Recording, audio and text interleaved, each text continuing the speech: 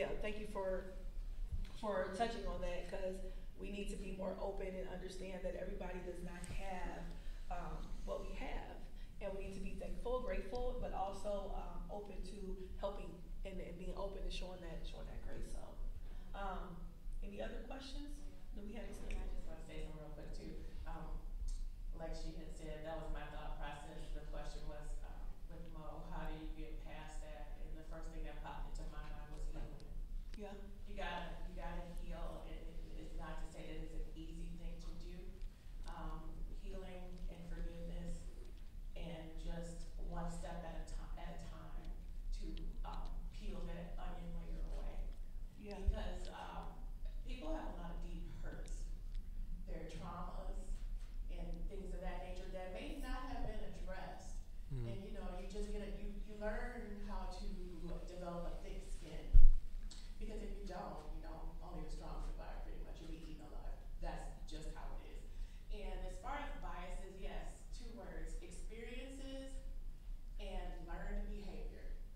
This is why we still have what's going on now, and it'll be till Jesus comes, unfortunately. Because I was having a conversation with a young lady the other day, and we literally was saying, in 2023, we still have this stuff going like we're trying to go backwards in time. And it's because somebody is teaching somebody these ideals, which are ridiculous, because we all need each other to make it go around. You get that old adage, go back to Africa, and then somebody else, well, why don't you go back to England? Or somebody can pay for my ticket, I'll gladly go. So it's all a process. Right. I believe a healing conversation, and I think that's amazing that Aaron is doing this, because little by little, the conversation lets down the walls. And it's okay. And when you can really admit that this is something in you that needs to be checked, it's okay to have some vulnerability and say, okay, this isn't right. Like, how can you hate somebody that you've never talked to? How can you hate somebody for the color of their skin or for their, sexual orientation? You've never taken the time to talk to that person. It's ridiculousness. Okay. Thank you for having this conversation. I really enjoyed the panel talk. Maybe I missed the beginning part, but I would love to know the background of the panelists that we're hearing from. That's one comment. The other comment we talked about, the bias, and I'm not really sure if somebody is out there who has really no bias and no judgment. And like very rightly said, it comes from experiences. And also, being a woman of color and having lived in Midland for the 30 years that I have fought against a lot of the similar biases. I have absolutely no regrets, but I only say you have the right to complain, or at least make some efforts to changing what you are experiencing. If you didn't put any effort to changing that, because most of the time it comes from a place of ignorance. I've had comments like, you come from India, are there toilets there? Do they have cars there? It comes from a place of ignorance. I can feel bad, but what did I do to change that? So I appreciate what you are doing to change all that. Thank you. People always ask, do I give a bio on the panelists? And I don't, for a reason. And I don't really talk about a lot why I don't. But I really want people to come here as just themselves, right? Because when you hear someone is like a doctor of this, or I don't know, a politician or whatever, people then have an expectation of them, and they presume, right, what they're going to say or feel, and then they don't hear anything else outside of that if they don't fit into this box that we put people in based on whatever their background is. So I prefer it where people come up here and just are Kevin, Matt, Sarah, and they just show up as themselves, and then we get to learn each other organically this way instead of having this preconceived thought process. So that's why I never put anything up about who these people are. I don't put anything to connect them with anything, because I think that it's better for us sometimes to really hear people when we don't have all these clouded judgments, right? So Thank you. Oh, thank you. Any other questions? I see Christine in the back with the cool green and white shirt on. I like that. She always has Yeah, shirts. when Aaron asked, how has the way you've been judged affect the way you judge other people? The first thing that came to my mind was how harshly I judge myself, but how harshly I judge people that are like me. And what I mean by that is like, my siblings or queer women, right? Like, I feel a social responsibility that I have to be like a model queer woman and like show the world that we're really these great people, right? When I see another queer woman making a mistake, I definitely judge them much harsher. And the example that came to mind that I thought people would know would be Ellen DeGeneres. She's come under a lot of fire lately for being like a bad boss. No, like Ellen, you can't, like that's the stereotype that lesbians are mean, and you are proving that to the world now, and like it's almost like it undoes like all this work in my mind, and it's unhealthy, and it's a weight that I carry, and I didn't hear that in anyone's answers, and I was wondering if anyone relates to that, and maybe if you have advice on how to stop doing that, because it's probably pretty unhealthy. No, I think I'm going to just say this really quick because as soon as you said that, I'm like, yes. Being a black woman, right? I mean, I go into spaces, especially in Midland, right, where it's like people hold you as the black spokesperson for the world, right? And then you are judged based on that. So if I have my locks out, it's like, ooh, how are they going to judge this? If I have my hair wrap on, how are they going to judge this? If I come in too loud, how are they going to judge that, right? And so I definitely have carried that weight of feeling like I have to represent, even with my young sons, right, when they were younger. It's like, okay, make sure you have on lotion, because I don't want people to judge you and say, you're dirty or you're ashy. Make sure you speak a certain way, right? But then if I take them back home, Cincinnati, people judge them because they talk white, as people say, right? So it's always this thing where you feel like you have to find this balance. And then one day I said, you know what? When you talked about no F's given, I'm like, you know what? I am who I am. I'm going to walk into the room how I am, and I'm going to show up and take up all the space that I feel like. And whoever doesn't like it, that's their problem, not mine, right? But it's hard. It's hard when you feel like you are the representative. So I will stop because this is not about me talking. I want to keep you long. But have you ever felt that? I mean, because that's a very good point as far as judgment. Very good point. Anybody else felt that? Where you feel like you have to represent for the group? Because people hold you to that, they judge you based on it, so you feel like, or if someone else is in that group, like if we go somewhere and like I'll give an example, I don't mind saying this, if I go somewhere and there's been times, like especially in my past, where if I see someone here that's black, right, and if they're too loud in the space, I'm like, oh man, people are gonna judge them and they're gonna think I'm like that. You know what I mean? It's a real thing. It's a real thing because people have placed so much heaviness on you that you feel like you have to like fix everybody else so that you don't get that same judgment. So, well, really, they don't need to be fixed, right? They're who they are, but you have to learn that. Has anybody else been in that situation where is everybody's life just great? I mean, if it's just great, then we can just leave here. My life is pretty great, but I haven't had some experience. I will say it took me probably a year after I stopped being a politician, just so you know, to wear sweatpants to Meyer again. Oh, yes.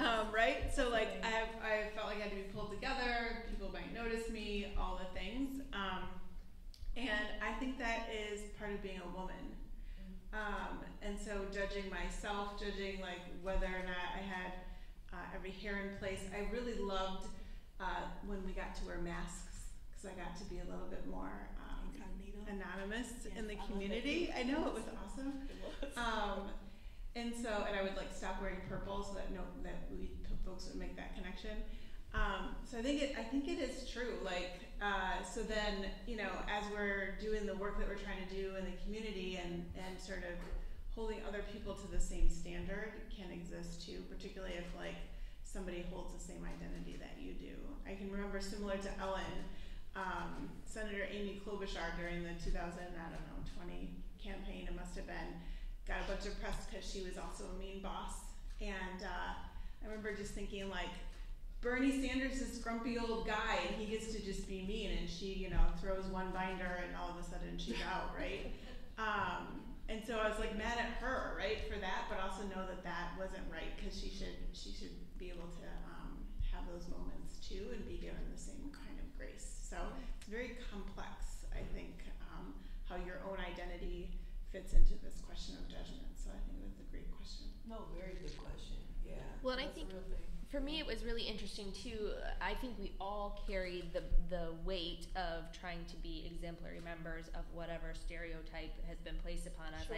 I hate it when women act dumb, because I'm like, no, that's what we're all fighting against.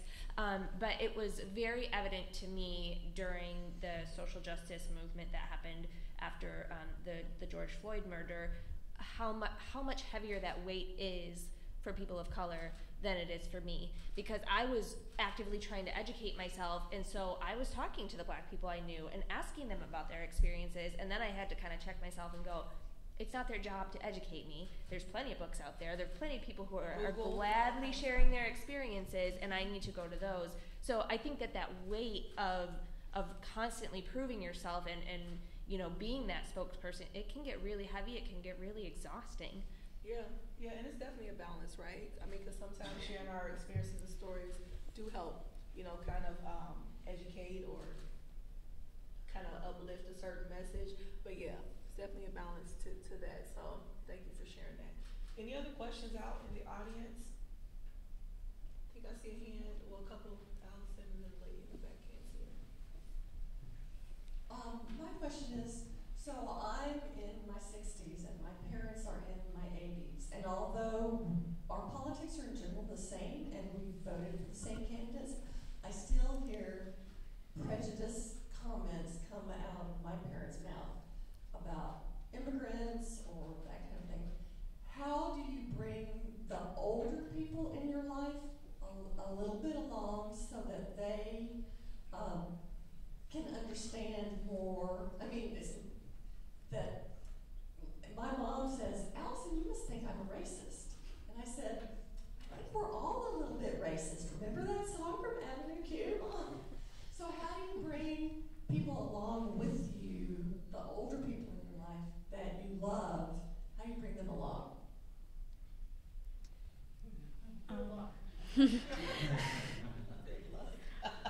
I think I can. Go ahead, Yeah. Aisha, you want to add to that? I think I can try and answer this one. I have a lot of older people in my life because I've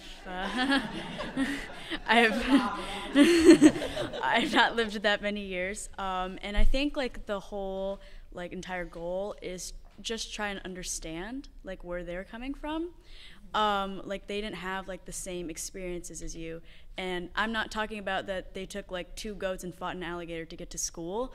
I'm talking about how they were raised, how what the society was at that time, and where they got their views from as well.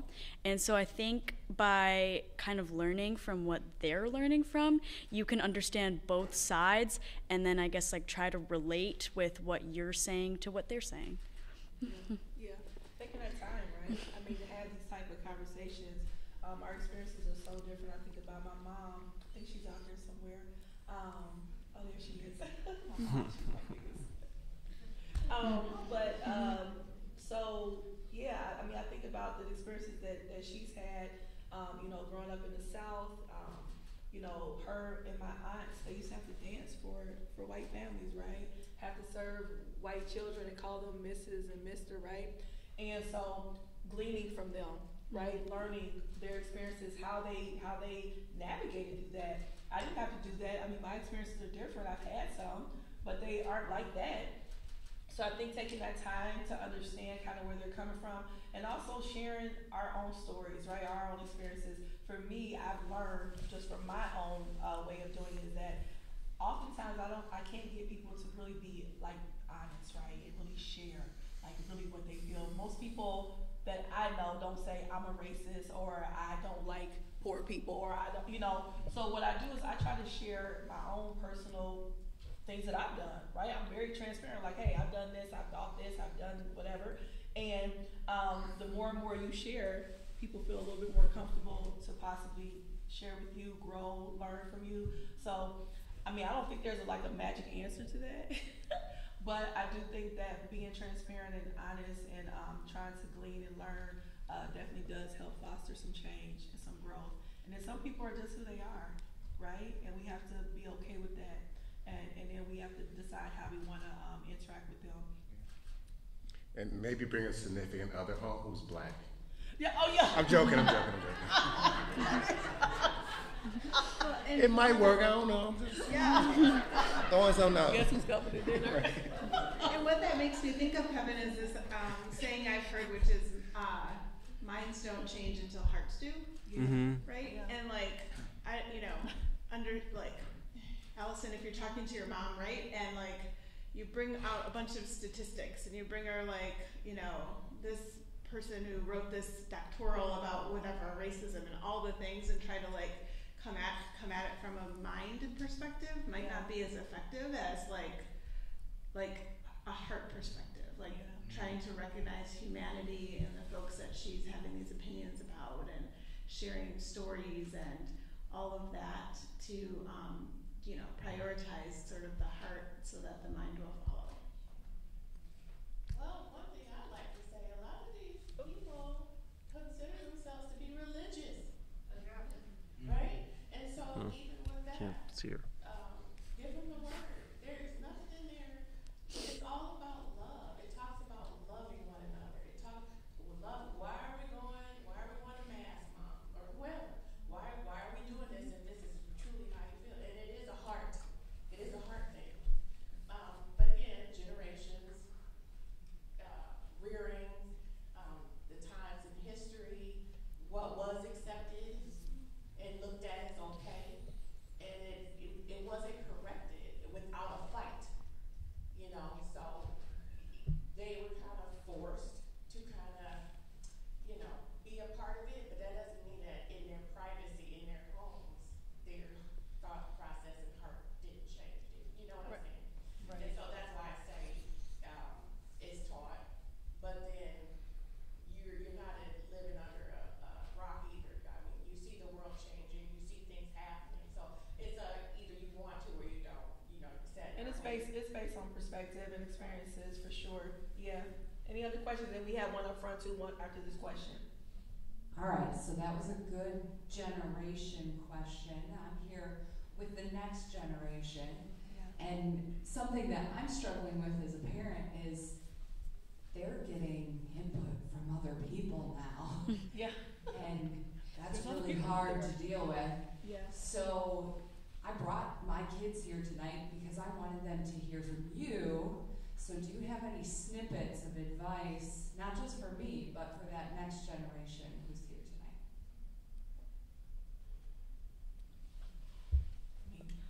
Anybody have? I believe in transparency, right? My children, I'm very transparent with them. I've been very honest with them about mistakes that I've made, judgments that I've put on people, just different things, right? I'm just very transparent. I was very honest with them about, different things even happening, in my body when they were younger, and they're like, why is she using this, the pad and things like that, right? I talked to them about what a period was, what a menstrual cycle was. Just always have been tried to be very transparent.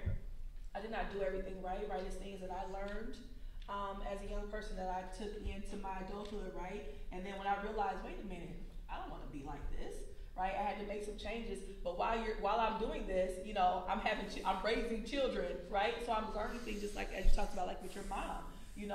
Parenting is hard. And you really realize, like, wait a minute, I'm responsible for a whole human to make them, like a good person in this society, and it's difficult. So for me, it just always has been transparency and just say, you know what, I don't know everything. Like, I know you thought that we do. We don't. We don't know a lot of stuff. We think we do. And you have to unlearn things, right? So I think for me, just being honest, right, and just being clear that I'm constantly growing, just like you are. So anybody else want to add anything to that? I got something. Sure. Yeah. So what I would say to the new generation is the same thing that I would say to adults. It's okay to make a mistake, right? If somebody is trying to help you learn from that mistake, have have some humility and hear them out perhaps, but it's okay to make mistakes. Not okay to make it a habit, maybe, but it's okay to make mistakes in life. I also think it's important that as parents today, we encourage our kids to be curious. Yes. Not judgmental. Yes. And to me, there's a huge difference along Yeah. the line. But you know, if we can develop that curiosity. I was a kid in Saginaw Township who went all the way through school never knowing a person of color other than Isabel Gomez. You remember, right? Right. Yeah. And, you know, I always wanted to sit next to her. I always wanted to talk to her. And then I went away to college, and I gravitated towards the people of color because I wanted to know about them. And to me, it's so different to ask questions of people who are different from you than it is to sit in judgment or make assumptions about them. Yeah, I agree. I mean, my mother could tell you, she's known me my whole life. I've always been super curious. I've always asked questions.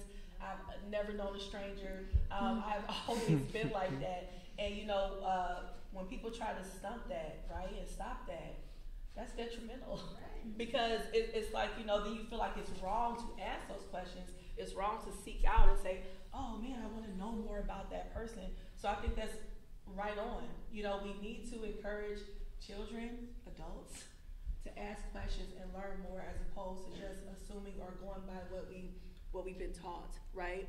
In regards to if it's something negative, right? So anybody else want to add anything to that? Or respond to what she had to say? I'll add something. Sure. Yeah, I definitely agree. Like, don't be afraid to ask questions. Like, maybe one person might not be able to know everything, but you know a lot of people in your life. Like, they'll all have little bits that they'll be able to help you out with if you're confused in something. So I guess, yeah, don't be afraid to ask questions. Yeah, get outside of boxes, right? I mean, it's just, you gotta get out of boxes. And I know we have a question in front. I want to share a quick story really quick. Because, and this is one that I share when I do leadership class and to talk to young people, because again, I believe that by sharing my own truths, right, it helps people to hopefully grow. There was a young man, so I don't know if some people may remember, I think it was 2020, where there was a young man that had a AR-15 outside of a pawn shop here in Midland when they had, there was a march here for, you know, after everything that happened with George Floyd. And there was a young man there, and I saw him and I talked to him, and white guy, you know, he was guarding the pawn shop, which kind of catapulted some of the stuff that I'm doing right now. And so I started reaching out to people who were in hate groups. They called themselves in hate groups. A couple people called themselves white supremacists. And because I wanted to understand more about it. And there was a gentleman that I spoke with, and I'll make the story very quick. But he told me that he did not like me based on how I looked. And I said, okay, that's cool. Can we still talk? And so we had a conversation because I wanted to interview him on the Breaking Bread Village. And when we were talking, he shared a little bit more with me about where that came from. White guy, of course, grew up in Saginaw. He was very poor and did not have a lot of things, so he didn't have the Nikes and all the stuff like you talked about, you know, with your son, right? He didn't have all that stuff, and so he was bullied every day, like all the time. And you know, kids can't choose not to go to school, or they, you know, the police show up at the door, so he has to go to school every day and deal with his tormentors. And the people that bullied him happened to look like me, right?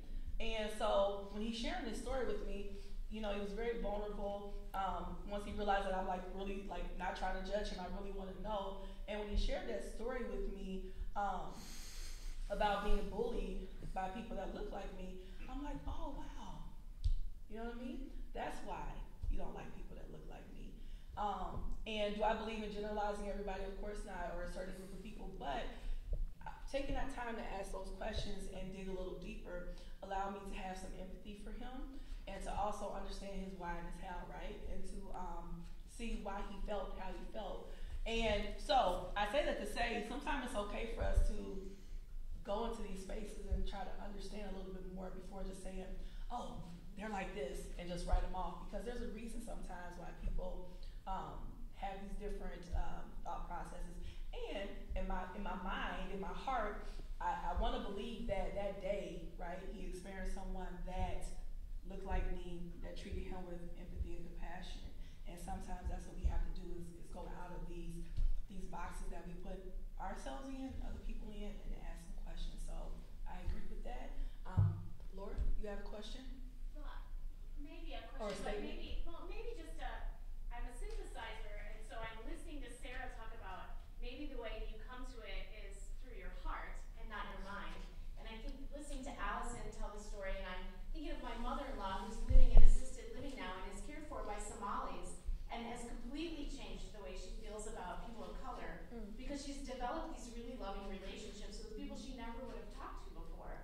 And I think about growing up in the city of Cleveland with racist parents, but not growing up racist, well, probably a little bit racist because you can't help it, but because I was able to have experiences as a child that brought me into spaces that my parents weren't able to be in. And maybe that's the answer, is that if you can bring your children or bring your parents or bring your friends or bring your everyone into wonderful, exciting spaces with events and people that they maybe would never have a chance to see, which is hard to do in this community. It's hard to do.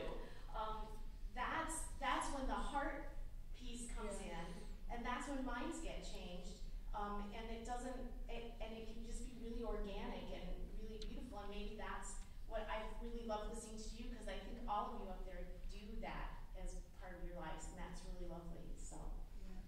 And I think you have to be really intentional about that in a place like Midland or in an area like ours. So we moved our kids from New York City to Midland, and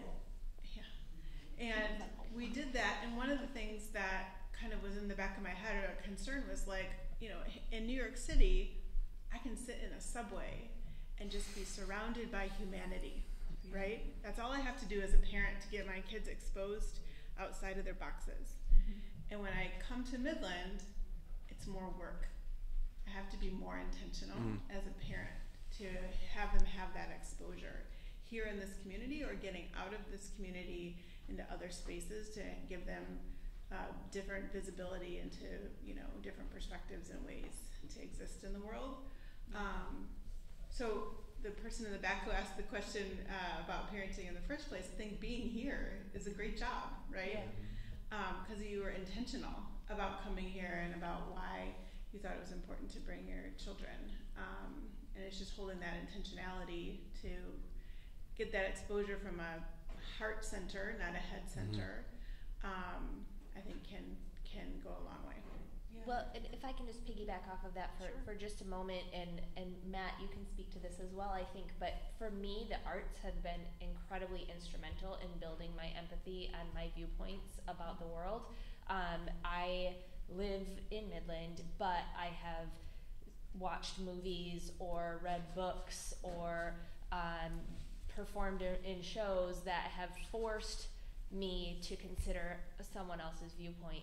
And I think the arts are so vital to that part of our society. And you know, we've pushed STEM education for so long, and math and science, and then all of a sudden we're like, oh, we better do some social emotional learning because somehow kids have forgotten how to feel. And it's like, well, if you had just kept the arts in the education, it probably would have sorted itself out.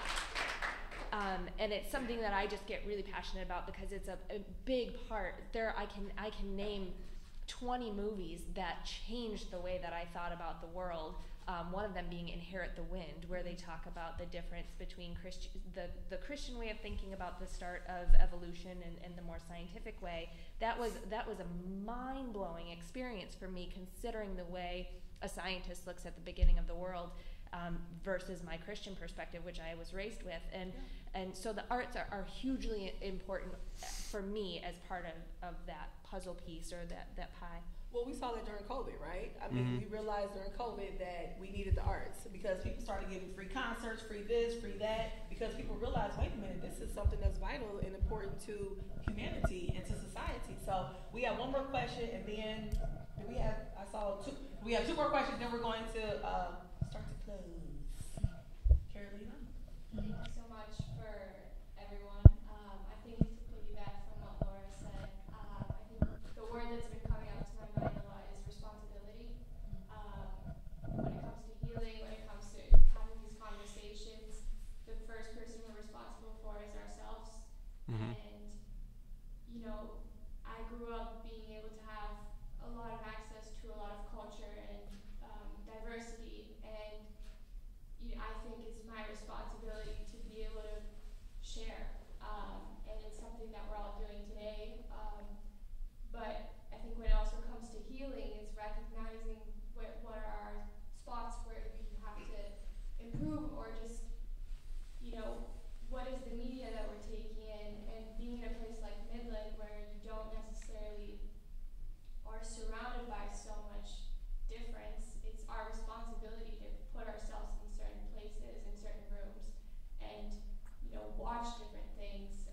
We have access to so much through our phones that we've never been able to have before, that, you know, you can travel without leaving you're where you are, and it's something that people couldn't have said before. And obviously it's a privilege to have a phone and a computer, but, you know, we are, as it was mentioned, we're walking responsibilities of representation and a lot of other things. And so how can we take that responsibility and being a kind person, or just actually speaking from the heart and asking the questions, or also opening up. And I think, yeah, it was a beautiful conversation. Thank you so much. Thank you, thank you. We have one more question. I want to just add why Danielle was down there. I know we're talking about Midland because we live here right now, some of us. But you know, you can go to, I know growing up in Cincinnati, there were communities, all black, that was never around white people, right? Mm-hmm. So it's all about wherever you are. If you are in a space where you need to maybe get out to learn about other people, take that step wherever it is, right? So yes, thank you. Your question. Hi, sorry. This might be a bit controversial, but Ooh, I like controversy. I see a lot of stuff on like social media where it says don't teach your children about colors so that they can accept everyone. Like they don't see color, but then you have the other people who say that they need to see color so that they can protect their minorities. So at this point, like, I guess, what are your opinions on that? Like, should we be teaching our children about people of color, or should we just let them accept everybody for who they are, for no matter their skin color? I think we can do both, right? I think both things can be true at the same time. I think that we can say and acknowledge, right, who a person is, and say, hey, you know, not just people of color, but all people, right? Different cultures, different experiences, different parts of the world, and say, you know what, these people are people. Let me teach you about this. Let me get you a book. Let me, like you said, a video or whatever. And yeah, do that. But then also say, but they also are human, right? And we can love them as that. So I think we can do both. You guys can have some answers, then we're going to close this part of it. You guys have anything you want to say, Matt? Yeah, I think recognizing and understanding part of what makes us beautiful as people is all of our differences. Yeah. You know, I mean, we're like this incredible prism of intersectionality and, you know, gender, race, religion, whatever. I mean, there's a million combinations, and I think that that's what makes each of us beautiful, and that's what each of us makes us inherently us and not somebody else. And so I think recognizing and respecting those differences is really, and being empathetic and understanding of the various backgrounds and things that may be implied there. I think that that's, you know, really critical. I think so too. Anybody else want to add anything before we close? Yeah, so I can piggyback off of that all day. You know, my kid being a toddler and say, why is Uncle so-and-so Dominican and Uncle so-and-so is Mexican? Because they're my brothers in arms, A. But B, you know, teaching about race and respecting people's identity and acknowledging that it's valid, it's part of who they are, I think is really important. But I wanted to put a couple of plugs out there. I think that one thing everybody could do, and I have to say that I learned this from a woman because it's Women's History Month, but also women deserve credit, is keep a bias log. So for 1 or 2 weeks, observe every biased thing that you do or think and write it down. And then at the end of it, reflect on it, right? It's one way we can be aware of our biases. And number 2 is there is an implicit bias test. Mm-hmm. The Harvard one seems to be the most popular one, and it seems to be the most valid among social scientists. It's free. Google Harvard implicit bias test. See where you're at on that. If you have room for improvement, hey, by all means, take those steps. Thank you so much. I appreciate the dialogue. I appreciate the conversation. I appreciate the vulnerability and the compassion shown here tonight. We're going to close this part of it. I really am thankful for tonight. I'm thankful for this series that we're on. Like I said, this is the second show, the 6-show series, including you. And you all are proving that right now, that it includes all of us to help create change and to create empathy and compassion. So, and that'll be our next show, will be about empathy and compassion. So that will be really good. I'm really excited about that. I'm going to have Mr. Holman come up. Just want to remind everybody that you got those cards coming in. Hopefully, please make sure you fill out the questions. It really helps us create the data that we need for this and to show the impact that we're making, right? And just get some feedback from you all on what kind of things we can improve or how we can bring different thoughts and stuff to these conversations. So go ahead, Mr. Holman. Thank you. At the end of the last show, I came up here and I had one word I just wanted to say, and that was wow. And I want to just say that word again, wow. Yeah. Because these continue to get better and better and better. So if you all like what you heard tonight, Erin just referenced it. This is the second of a 6-part series. For those of you who are in the room and those maybe being online, I want you to go out and mark your calendars for the next series, which Erin talked about. It's going to be Empathy and Tolerance. It's going to be May 30th, 2023. Yeah. And also, bring a friend with you when you come back. Bring a friend. And as Sarah said, let's be intentional about our conversations. This is a way how we have these conversations, how we can make some changes. Let's be intentional about that as well. Mm-hmm. And so, with this takes a village to make this happen. This takes a village. So with that, I want to just acknowledge a few people. First, I just want to acknowledge the band that we had. Yeah, something neutral. Something new. Give them a hand. Give them a hand.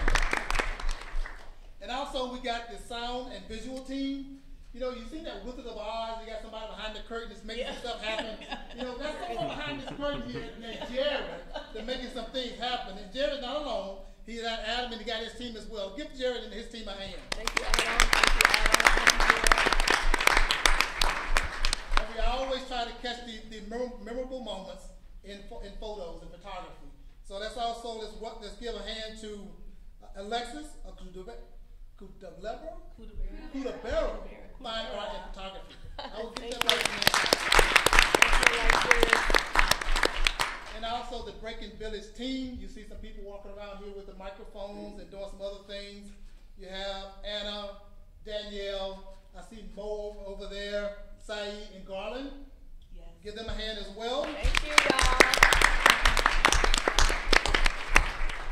And to our panelists. Our panelists, I just want to just say thank you for just being open and so being willingness to put yourself out there at this time. It takes a lot of courage. First of all, we got Ben Tenney, the stand. Figure out who you are. Emily Anderson. And I can tell you right now, our world's in great hands. Yes. If she's a good representative of our young people, that is Aisha Maida. Kevin Jones. Matt Travis, and Sarah Schultz. And also give yourselves a hand as well. Including you, you make this possible.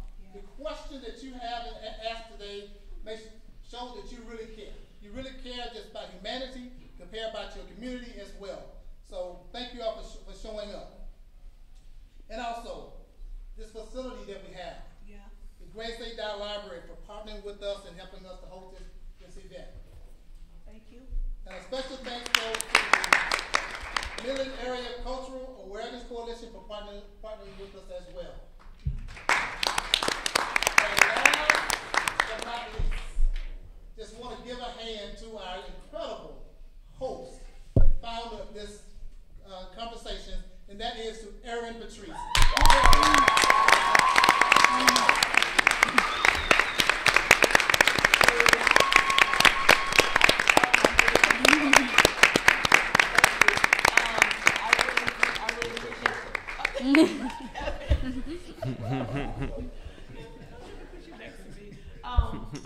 I want to thank our MC, Mr. Holman. He's a natural, of course. I mean, he does a great job.